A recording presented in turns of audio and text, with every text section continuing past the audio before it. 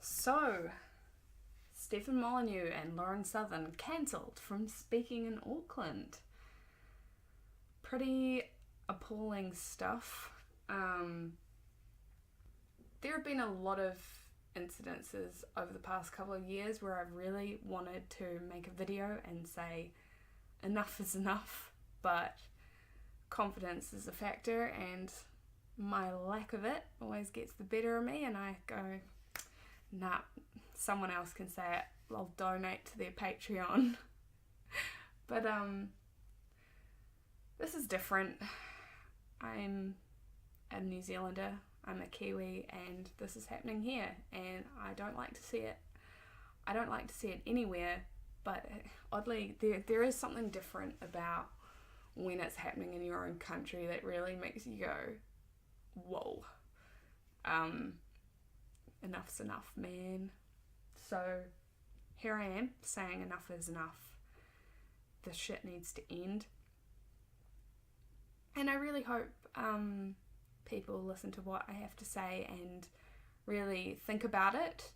You don't have to agree with me, of course, but please at least consider that even if you disagree with Stephen Molyneux and Lauren Southern, that you shouldn't formulate your opinions on them just based on what our mainstream media tells you that they are, because they do get stuff wrong and they do have an interest in misrepresenting people. And actually I'm not a great follower of Lauren Southern or Stefan Molyneux, but I have seen their stuff. I do have a good idea of what they're about, and they're not white supremacists, they're not racists, okay, and they're not misogynists. So the way that it's been portrayed in the mainstream media, it makes them sound like they're extremely far to the right. They're not particularly. It makes them sound like they're racist. It makes them sound like they're fascists. All of the above. But it's very easy to lump people that disagree with you, even slightly, into that category. But it's completely inappropriate in this case. Yeah, over the last couple of years, a lot of bad things have happened for liberal democracies that have been eroding our values, eroding our value on free speech particularly, and it's really scary, it's really concerning, and we can't go on like this. We have to keep having these discussions, and we have to have them honestly and stop brushing them under the rug. I'm so sick of people saying that free speech shouldn't protect people's right to speak freely. Are you serious? Like, I see it so often now, all the time, and it's really concerning. It's really concerning that these people are going out and voting. We need to have these debates again, and we need to re-stimulate this sort of intellectual space around what free speech is about, and it can't be run by one side. It can't be controlled by the mainstream media, which is biased. I'm sorry, it is biased. They have produced so many hit pieces against people who I know are being misrepresented. It's just been going on for years now. It's crazy. People who a few years ago wouldn't have been ever called any of these extremist labels. They would have just been seen as like centre left in a lot of cases, sometimes centre right. But now, if you're a classical liberal and you believe in free speech and that people should be able to criticise particular religions, for example, that people should be allowed to criticise ideologies like feminism, for example, that these people are suddenly completely right-wing Nazi, and there's nothing wrong, like, right-wing shouldn't be an insult, but they use it as an attack, right? Far right. these far-right extremists. Yeah, wow. The far-right can be scary, but, don't see it around a hell of a lot. I see people pointing at basically liberals and saying they're far-right, but I haven't seen a hell of a lot of genuine far-right activity lately. So, why now? Well, as I say, it's my country, not my backyard, mate. I don't want to put up with any of that here. Not if I can speak up and say, cut that shit out. So, I don't think that Stefan Molyneux and Lauren Southern should be deplatformed because of the things that they think and the things that they say. They do not incite violence. They do not seem to me to do anything particularly offensive even. But even if they did, even if you're offended, well, so fucking what? To quote the great Stephen Fry, so fucking what if you're offended? People get offended by stuff, and if we start a precedent where offence is treated like you have a right not to be offended, then we will lose all free speech, because anything can be deemed offensive by anybody. So we need to be really careful going down that road. You can survive being offended. You're not a victim if you've been offended. You're just being offended. Offence is taken, not given, if you know what I mean. But more importantly, if you do disagree with what they have to say, if you are offended and you think that they're wrong, then tell them why they're wrong. Tell people why they're wrong. Lauren Southern was even saying she wants to have that conversation with people. She goes out to the places, she confronts the people that she disagrees with and tries to interview them and get their side. Why can't they do that on the other side? Why can't these far leftist anti-free speeches do this? Like they have... If you have so much conviction in your own views, you should be able to speak to somebody that you disagree with and tell them why they're wrong. Having to hide behind censorship suggests that you are wrong. It's not a good look. It doesn't look like you respect yourself and respect your views. And that, to me, is really interesting. So, if an ideology is being criticised, and that's your ideology, shouldn't you be able to defend it? Why do you feel like you can't defend it? Maybe there's a reason for that. Maybe it's to do with you and not them. That's what I'm thinking. So, the mainstream news media in New Zealand is largely homogenous. We have, if we're talking about, when I say mainstream, because there are always the little local papers and there's small sort of niche areas that aren't like this, but if we're talking about the sort of everyday paper type news media, then we are pretty homogenous in New Zealand in terms of our news. We have two large corporate entities. We have Fairfax and we have NZME, and they are both struggling. Lots of people know this, but in the digital revolution, ad dollars basically turned into ad cents. So those rivers of gold dried up. What happened was,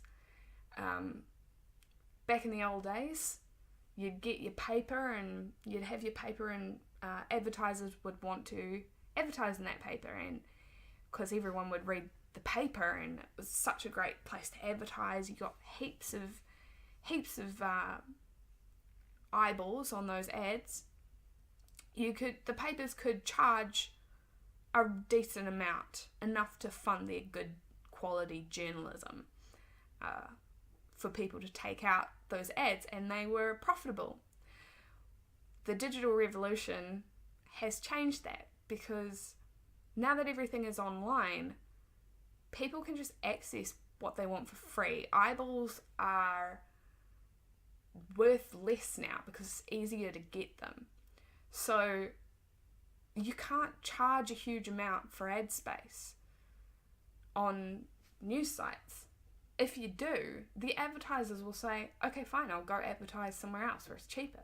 It's so much easier for them to get the eyeballs now that they don't rely on journalism anymore.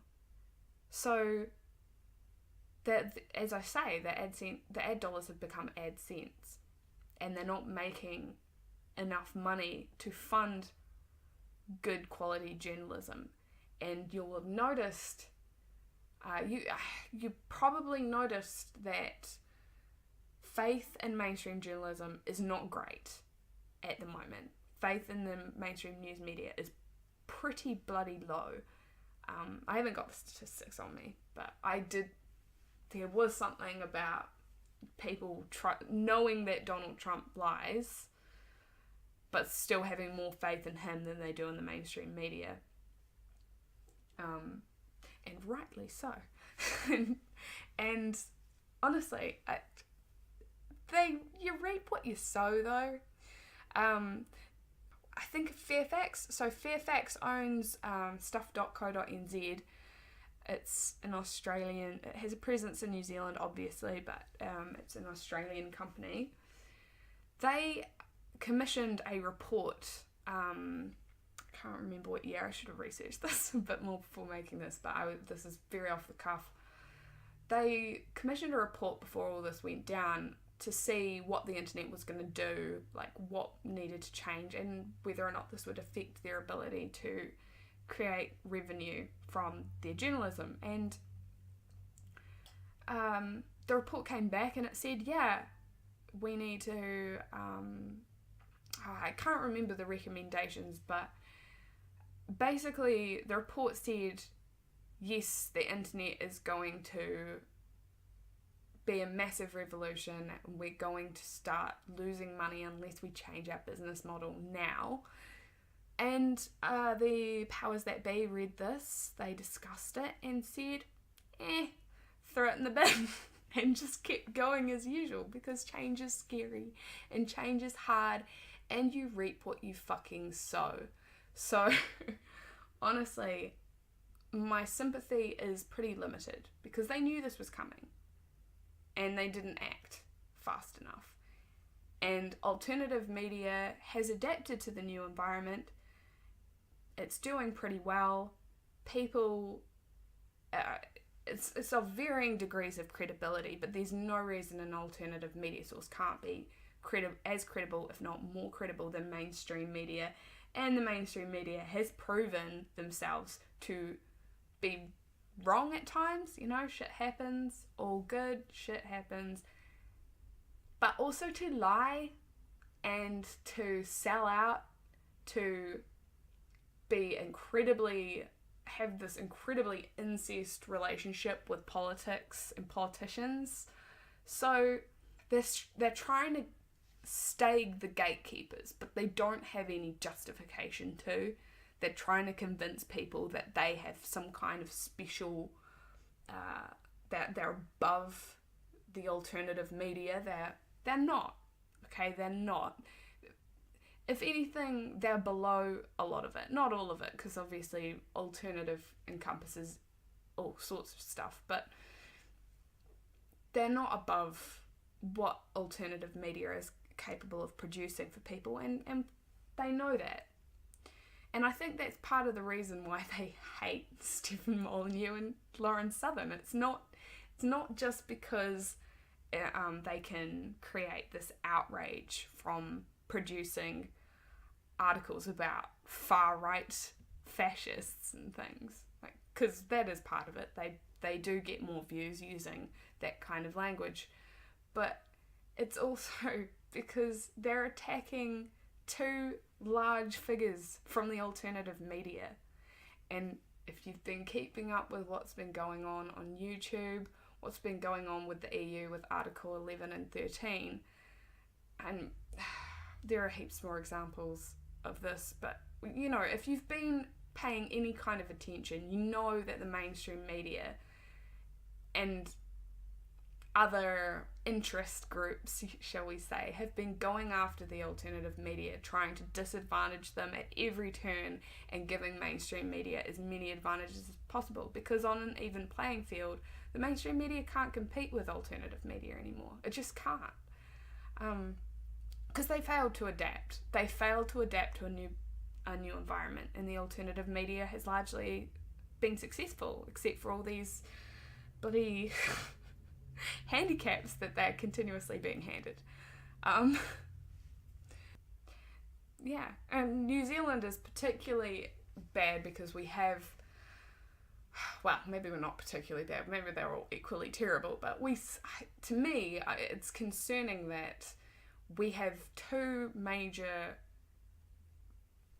networks, I suppose, media corporations, only two, that are trying to do a merger because they cannot monetize their journalism, they cannot monetize their work, and they're losing money, and they will go under if they don't do a merger. And I know this because I went to a public lecture with from the head of the South Island Fairfax part, I don't know what you call it, the Fairfax editor for the South Island, I don't know, chief editor, and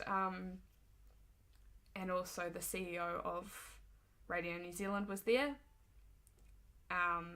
sitting there like quietly not relating to the corporates because of course they're publicly funded, and good for them, they actually, and interestingly enough, they probably are the least biased, but in this case with Stefan Molyneux and Lauren Southern, they've absolutely been as guilty as the rest of them. Some of the articles that they've been putting out have been misrepresentative as well. That is a problem in this country, because we have our corporate media, we only have two of them, and they're basically about to, they all cooperate with each other at the moment because they're just trying to stay afloat. So there isn't that sort of healthy competition. And then we have public broadcasters. So we have TVNZ and Radio New Zealand being the major news-oriented ones. So TVNZ is an asset of the New Zealand government, so they put in ads in there about making profit and making money, so they kind of are subject to that same sort of sensationalism that the corporate media is victim to, shall we say, because they operate on the same kind of business model. But Radio New Zealand tends to be safer from that because they are publicly funded. So they do tend to be less biased most of the time. I think they're pretty good. They have a good show called Media Watch, blah. Yeah, no, they're not too bad, but they have been pretty shitty this time around. So, yeah. Definitely haven't been too impressed with their coverage of the Stefan Molyneux, Lauren Southern stuff. And I wasn't too happy about the fact that they weren't given access to public venues to speak, right? Because there have been radical Islamists who have been allowed to speak at these public venues. We are making the government makes a statement when it says, well, this group of what we perceive to be extremists can speak. This group of what we perceive to be extremists can't. When actually, the crazy thing is, Lauren Southern and Stefan Molyneux, extremists ain't. They ain't extremists. That's what I'm trying to say, weirdly. In a weird way, yes. they're not really. Just go out and do your own research, and for the love of Christ, stop listening to the mainstream media. They're really not that bad. So, one of the focuses of why they shouldn't be allowed to speak here seem to be based around, well, particularly recently, some comments that Stefan Molyneux made about Aboriginals when he was in Australia.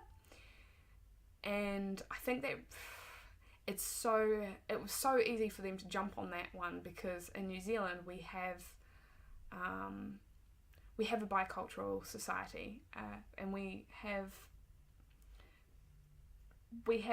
good relations with the two cultures, compared to, if you look historically and across the world at situations where some advanced civilization has come into another civilization, shall we say, and colonized them, that they tend to not go that well. And I could definitely say that in many ways it didn't go that well here either. However, everything is relative, and the race relations in New Zealand have always been considered to be of a high standard, right? Always room for improvement, for sure. Definitely people who are not happy with a lot of things that have happened, particularly involving the Treaty of Waitangi. It's complicated, don't want to go into it here.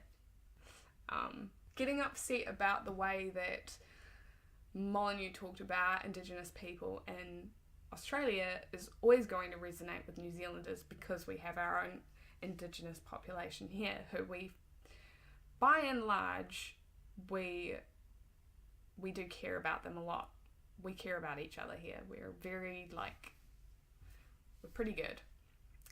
There's definitely going to be people who hear that and go, no, we have terrible relations and we have heaps of problems, and I would say, I know, but most people just are pretty good here. No, I don't know. It's really complicated. And I would like to talk more about race relations in New Zealand one day. Not today. We need to stay on topic. So, yeah. I definitely recommend watching the clip of Stefan Molyneux talking about Aboriginals, because I think that people were a bit sensitive about it, because he does talk about ideologies, and he was talking about an ideology, and I don't feel that he was mocking them. It seemed to me that he was just in an environment where he was just talking and he was making the odd joke. I don't think it was meant to be mocking an entire peoples. I think it was more that he was using them as an example of what can happen if you, what are the disadvantages of having a society that is certain in their beliefs, and those beliefs are wrong, and there's no room for doubt or dissent. And so many cultures have had this, so I don't think most people hearing that, if even agreeing with what he said, would hold that against Aboriginal people. That's the impression that I got. I think most reasonable people listening to that could have heard his point of view, even agreed with it or disagreed with it in some aspects, and said and not changed into this Aboriginal hating racist person. I'm pretty sure they would have just gone, yeah, I can see your point, or no, I can't see, I don't think that's accurate. But I didn't see that he was mocking it. It was just seemed to me to be a discussion of ideas that do hold validity, and if they don't, tell people why they don't. Yeah. So, and the concern was in the New Zealand media and Australian media were pretty upset about this. Quite a few articles saying he'd said some vile stuff. about Aboriginals, and that if he comes to New Zealand, he's going to say the same things about Māori. He's going to go after them too. And of course he would go after them. Of course he would go after Māori culture. It's not perfect. We go after Western culture. We go after cultures. Wow. Go after is probably the wrong word, but we criticize cultures because they're not perfect, and we need to discuss the ideas and ideologies embedded within them to figure out which ones are the best ones for our society, what parts are the best. And it's especially important in a bicultural society like New Zealand, because we're constantly having problems where one ideology, so the Crown's ideology and the Māori ideology, don't line up that well. And if we don't talk about the ideas, if we just go, we feel guilty, so we'll just override the Crown's ideology with Māori ideology, or vice versa, it's easier just to override with the Crown's ideology because we basically we have the hegemony anyway, so, which is true, but for the most part, it's not the best solution, right? Obviously, the best solution is to discuss the ideologies in a dynamic way and figure out what works best. But we can't do that if people aren't allowed to criticize their own ideology, to criticize ideologies in general. We can't have, if we're going to create better societies, we have to be able to discuss these ideas. It's not as though in criticising Aborigines, Stefan Molyneux was saying that the colonisers didn't do anything wrong and that there's nothing to criticise in the aspects of the culture that caused certain atrocities to take place, like the fact that Aborigines could be hunted for sport in Australia for a very long time, and it was only banned in, I don't know the year, I should have checked beforehand, but it wasn't that long ago. And honestly, that's appalling, and that deserves to be criticised too. These things that people do and these things that cultures do deserve to be criticised, and it's not exclusive, No culture should be exempt, and if you are proud of your culture, then you should want to see it be the best it can be. You should want the elements that you believe in. You should be able to stand up for them. And if someone comes along and says that a part of your culture is stupid and you disagree, tell them why they're wrong. Let them know. Let people, even if they don't change their mind, other people who are listening to you might say, oh yeah, this person's right. It doesn't... If you deplatform them, the conversation never happens. And you'll just end up taking for granted your own values and beliefs. You'll just, until someone decides that they're un-PC, and then you're screwed. What can you do then? So, yeah, they should have been allowed to speak for sure. And I don't want to see this happening again in my country. I don't want to see this as a precedent. So, I'm going to keep an eye out for this kind of stuff. And I would like to point out some things that Jacinda Ardern has said at some point that I haven't felt we're heading in a good direction for. This isn't about left and right anymore, this is about foundational principles that keep a liberal democracy functioning.